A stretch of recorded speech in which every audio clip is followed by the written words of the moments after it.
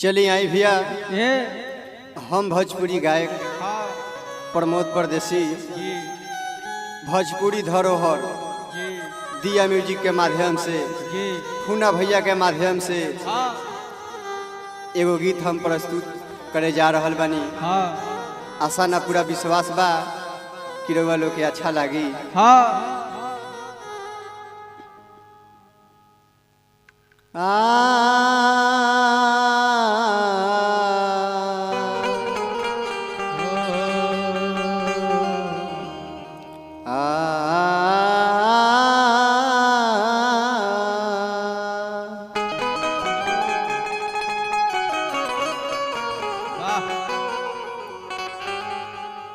लइका माई से कहता कैसे कि सूर के तू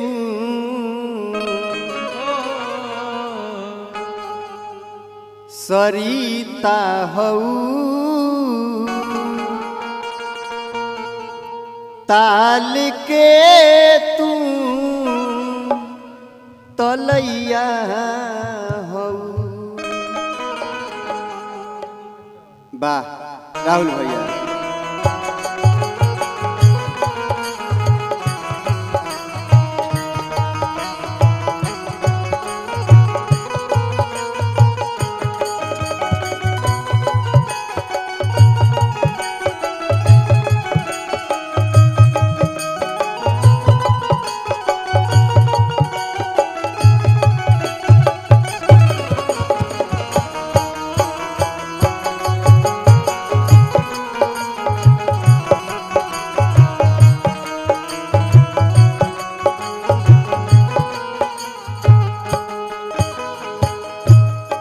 सूर के तू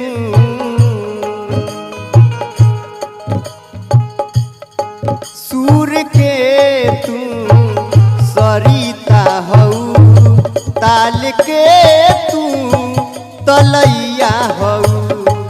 हम बेटा तोहर तू मैया हऊ ताल के तू तलैया हऊ।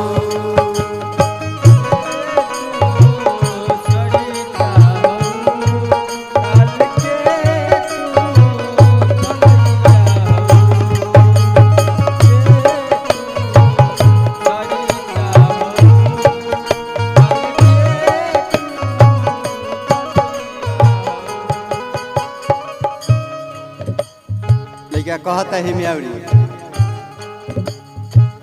कि चार चंद लगा दो माई सज बज आवाज में। चार चंद लगा दो भाई सज बज आवाज में। चार चंद लगा दो माई सज बज आवाज में।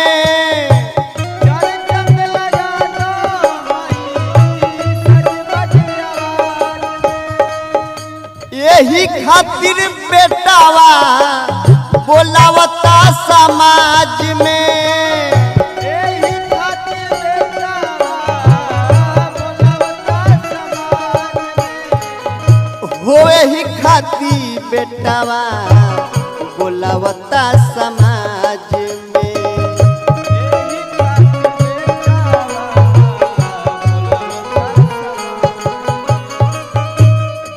डूबत नैया के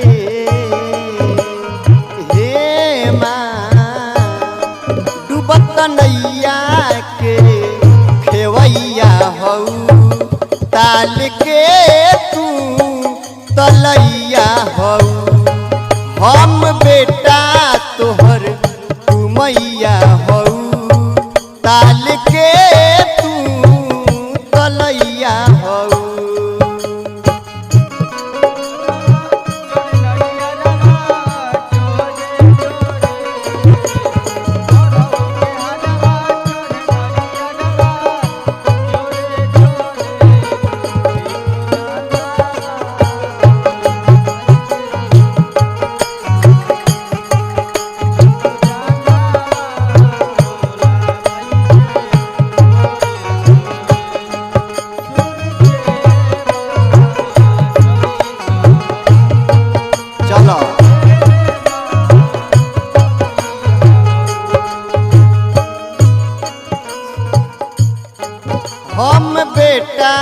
तोहर तू मैया हऊ ताल के तू तलैया हऊ